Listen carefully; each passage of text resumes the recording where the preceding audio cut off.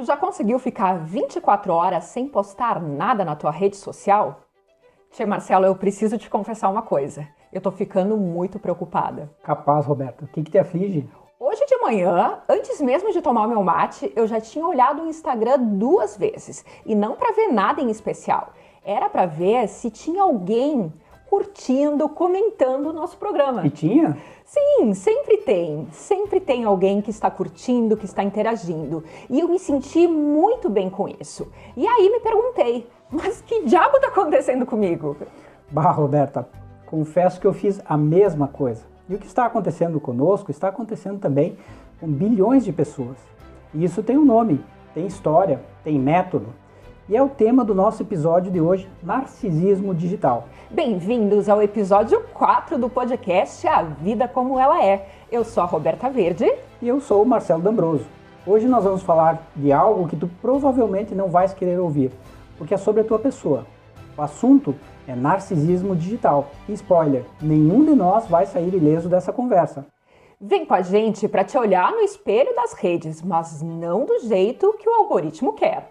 Marcelo, quando a gente fala de narcisismo digital, as pessoas logo pensam em selfie, filtro, mas isso é muito mais antigo e muito mais profundo do que parece, não é mesmo? Muito mais, Roberta. Christopher Lasch, historiador estadunidense, já em 1979 escreveu A Cultura do Narcisismo, diagnosticando algo que parece ter sido escrito sobre o próprio Instagram.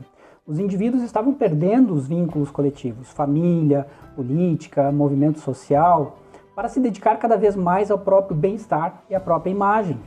Lasch chamava isso de uma era de expectativas decrescentes. Quanto menos o mundo oferece, mais o indivíduo se fecha em si mesmo, voltado para uma cultura hedonista que prestigia o prazer e evita a dor. Roberta.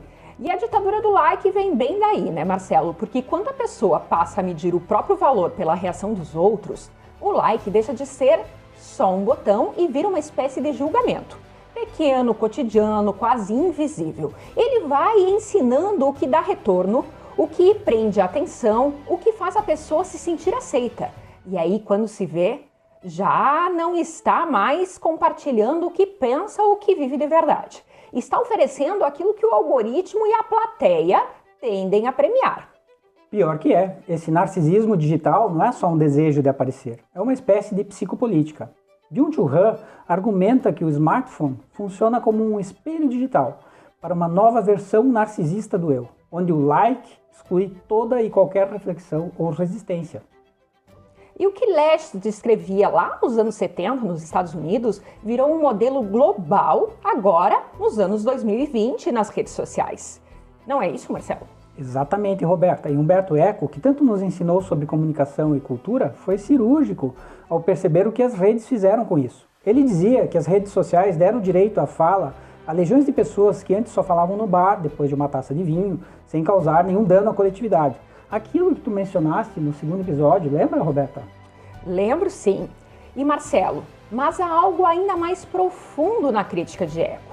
O narcisismo digital não é só a ilusão de que qualquer opinião vale. É a ilusão de que existir publicamente equivale a existir de verdade. Ou seja, o guri que ficava hibernado no PlayStation agora é gamer, influencer de algoritmo e tem canal no YouTube com mais de 200 mil inscritos. Bah, Roberta, que síntese tu fizeste. Sarcástica e precisa ao mesmo tempo. Para Humberto Eco, a manipulação ocorre através de adjetivos que induzem emoções em vez de argumentos, o que sustenta esse verdadeiro narcisismo de opinião.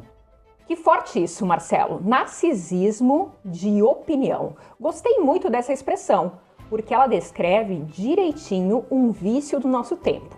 Já não basta ter opinião sobre tudo. A pessoa precisa botar para fora, performar, sustentar no grito e tratar aquilo como se fosse parte da própria identidade. A opinião deixa de ser algo que pode mudar como argumento e experiência e vira uma espécie de espelho do eu. E aí qualquer divergência já não entra na conversa, entra como ofensa. Baita explicação, Roberta. Agora, Lasch diria que o narcisismo não é vaidade, é uma defesa psicológica contra um mundo que não oferece mais sentido coletivo.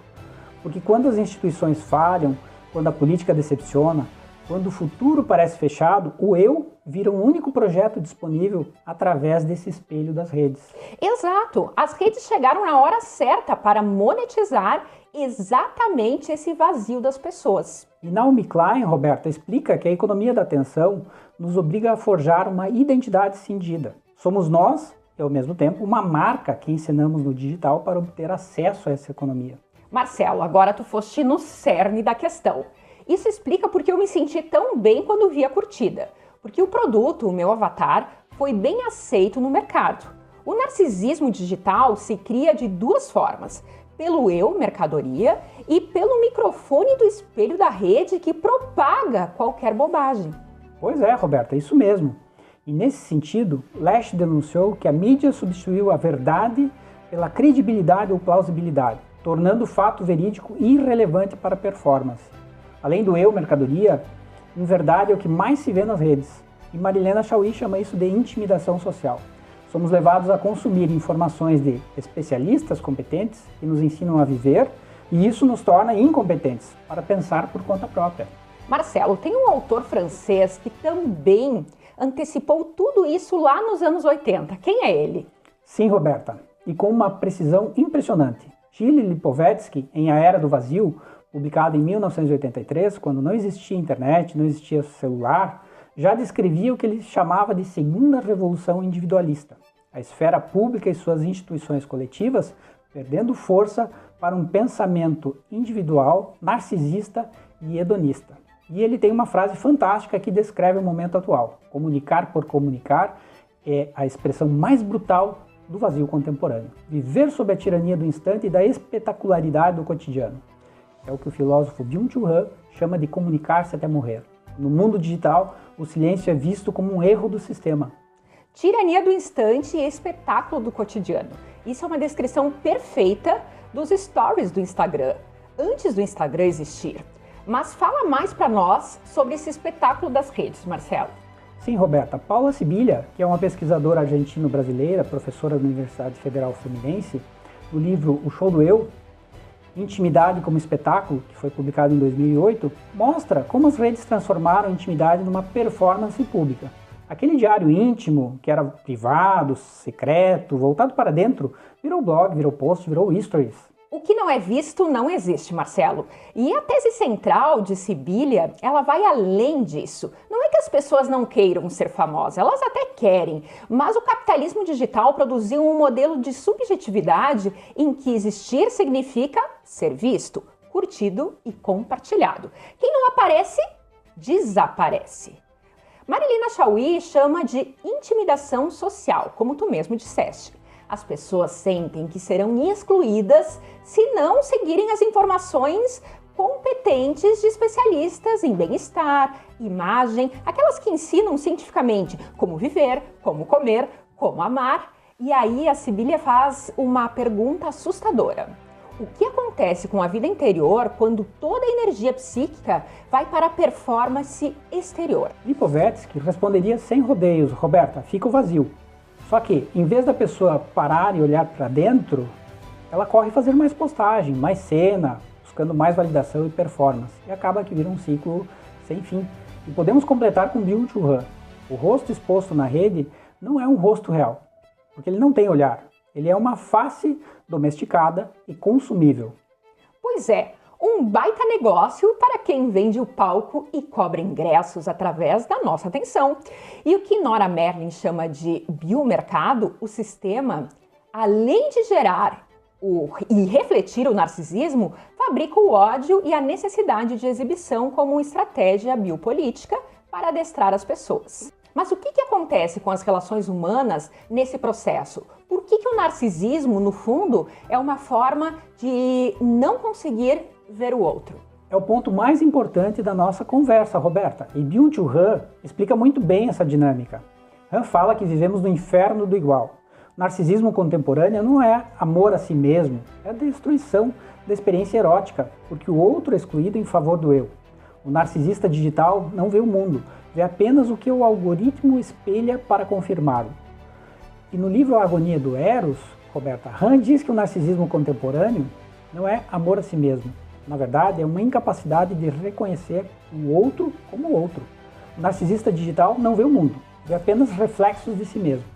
E as redes foram projetadas exatamente para isso, para te entregar um mundo que te confirma, que te valida e que te espelha.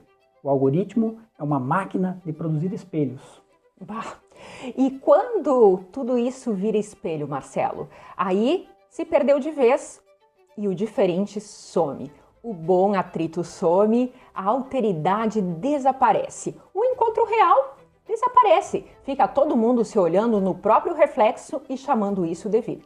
A rede até te deixa aparecer, mas vai roubando o que tu tens aí de mais humano sem tu notar. E como se a rede te roubasse o olhar, deixando no lugar apenas uma exposição pornográfica da nossa intimidade. Isso segundo Han.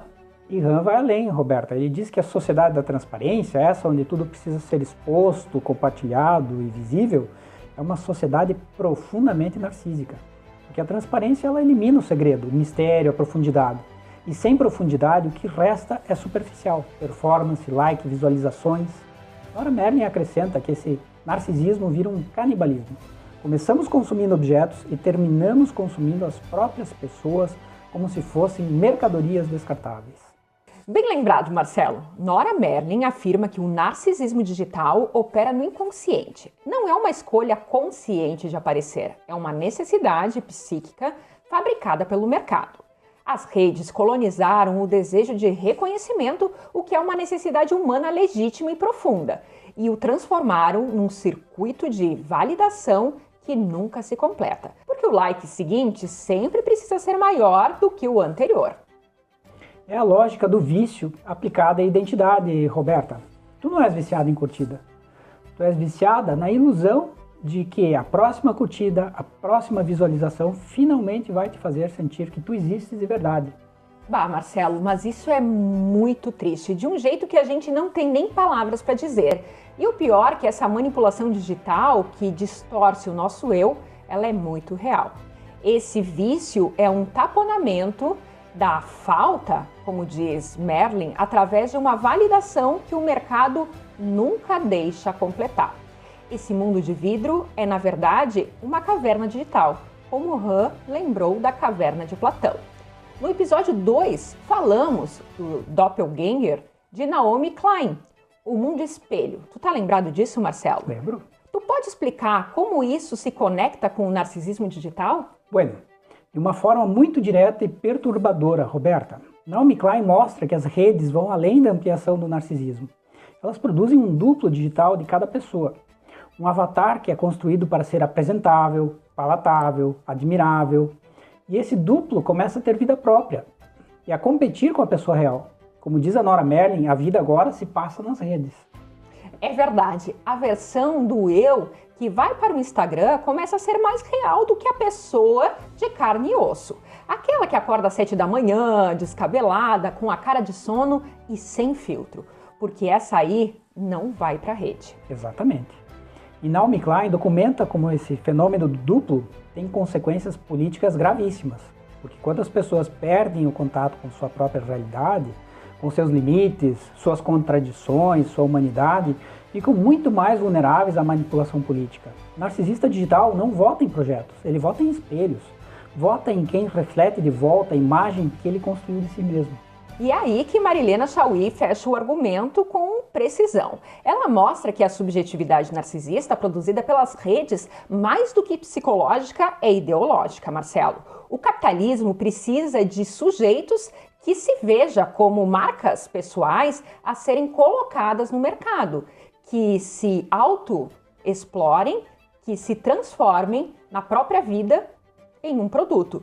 Porque o sujeito que se vê como marca não pergunta sobre as condições estruturais que produzem a desigualdade. Ele pergunta o que precisa fazer para melhorar o seu branding pessoal. Guy Debord já dizia em 1967 que na sociedade do espetáculo, tudo que era vivido diretamente tornou-se representação. O narcisismo digital é o cumprimento final dessa profecia. Agora não é só o mundo que virou espetáculo, é o próprio eu que virou espetáculo, Roberta. E o pulo do gato é que o espetáculo do eu é o mais rentável de todos porque ele nunca termina. Funciona dia e noite sem parar. Aquela foto na academia, a foto no café, a pose de produtividade, a foto no carro, são representações espetaculares, porque só vai para a rede o recorte que tem brilho. Então, a conclusão lógica de tudo isso é que, no fim das contas, a tua pessoa virou mercadoria no espelho da rede. E o mais perverso é que Marilena Chaui denuncia: a gente luta pela própria servidão como se estivesse lutando pela liberdade, entregando dados e imagens de bandeja, enquanto o algoritmo nos transforma em Borgs ou híbridos de células e chips, como ela mesma diz.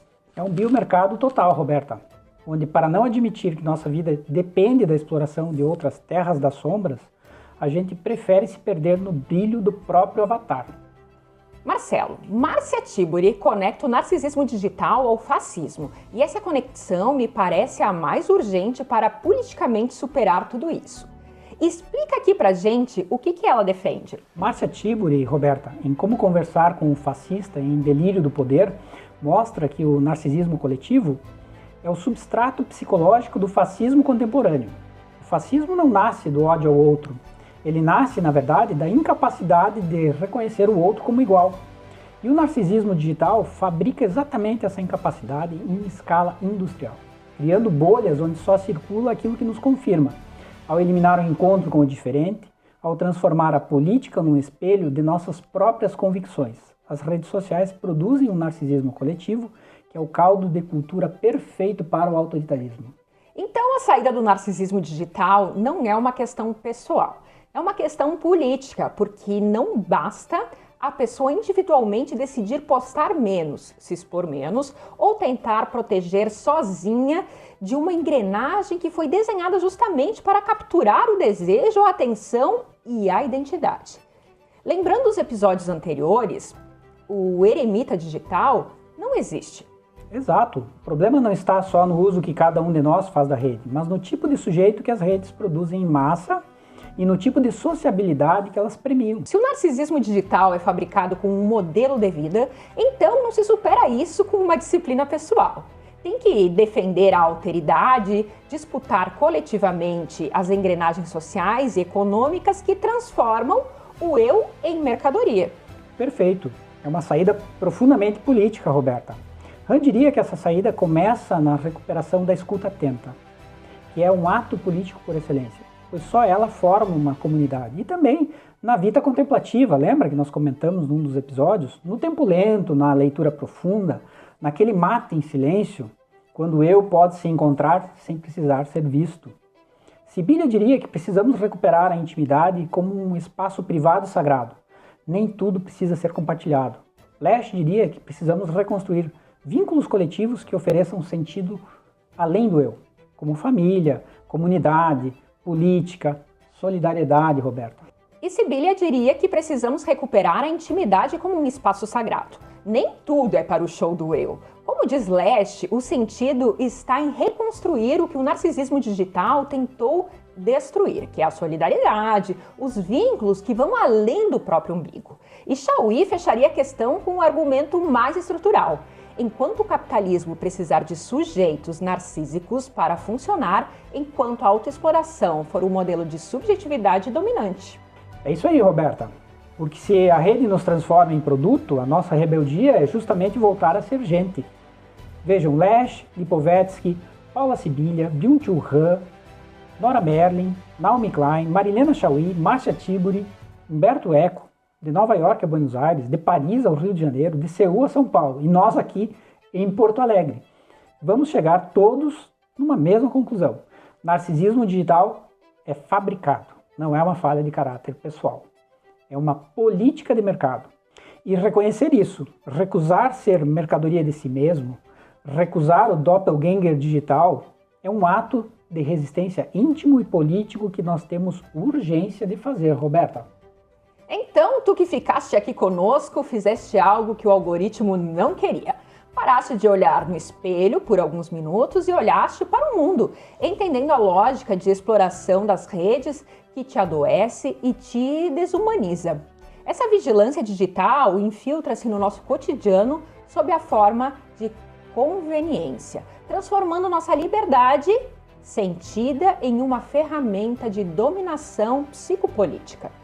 Da próxima vez que tu fores postar algo, para 3 segundos, pergunta: estou compartilhando isso porque tem valor ou eu estou postando apenas porque preciso ser visto? Lembra que nesse regime da informação que vivemos, não somos apenas espectadores passivos, mas emissores ativos que se comunicam até morrer, para alimentar esse fluxo de dados do capital. E não tem uma resposta certa, mas uma pergunta já é tudo. Como diz Marilena Chauí, a ideologia da competência tenta nos convencer de que somos incompletos para pensar por conta própria, empurrando-nos para um consumo de imagens de especialistas em como viver. Salva esse episódio, compartilha com quem precisa ouvir. Não por like, por carinho conosco mesmo, fugindo dessa ditadura do like que exclui qualquer reflexão real. E nos conta tudo aqui nos comentários. Tu já tentaste passar pelo menos um dia sem postar um vídeo? Como foi não ser visto por 24 horas e recuperar o mistério do olhar que a transparência digital tenta aniquilar? Eu sou a Roberta Verde, advogada, professora, escritora e podcaster. E eu sou Marcelo D'Ambroso, professor e desembargador. Esse é o podcast A Vida Como Ela É, episódio 4, Narcisismo Digital. Muito obrigada pela tua atenção e te esperamos no próximo episódio. E enquanto isso, pratica a deseuização e cuida do teu eu real. Aquele que não precisa de filtro e nem de uma sósia digital para existir. Até lá! Até!